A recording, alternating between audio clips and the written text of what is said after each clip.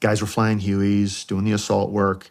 If you survived it and got back, and then they wanted to send you back, the reward was you could transition to a Chinook, right? So now you're not necessarily doing assault work. You're still flying around Vietnam, carrying artillery and supplies and all that kind of stuff, but you're not really doing assault work. So it's and it's an advanced aircraft. So it's considered a reward. So if you think of like that Vietnam time frame, these guys on their second tour, so about the time I'm in flight school, these guys are all reaching 60, 65 years old, and they're all retiring in droves, right?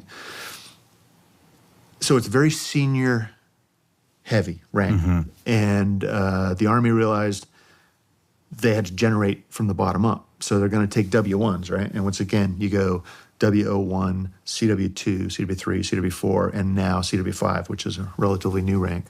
But at the time, it was CW4 was the senior guys. So how are you going to replace those guys? The Army's plan was to take W1s out of flight school and inject them in while you still had senior people to mentor them.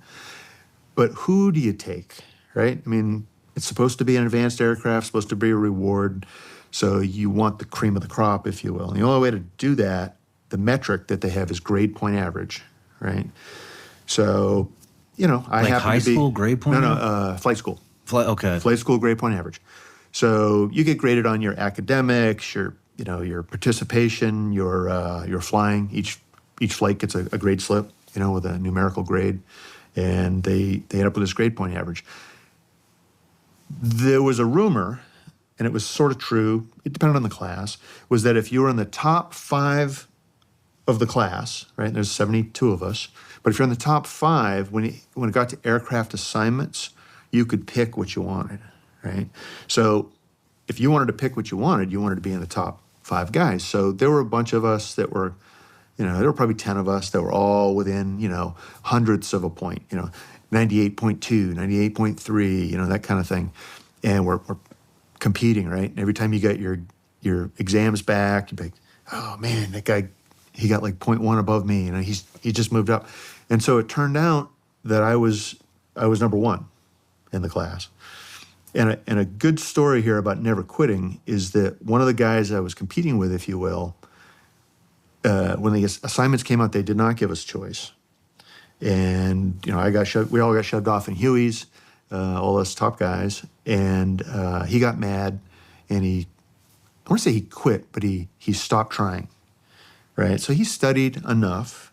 He did what he had to do, but he quit. He dropped from being in 98 point something to, 88 point something, right? So instead of going from an A, he went to a B kind of thing. And then toward the end, what I just talked about, the Chinook thing, the Army said, okay, we're going to do 2 slots from your class, get Chinooks, right? So two pilots would get Chinooks. And we're going to take the number 1 and 2 guy. And I happened to be number 1, and my stick buddy was number 2.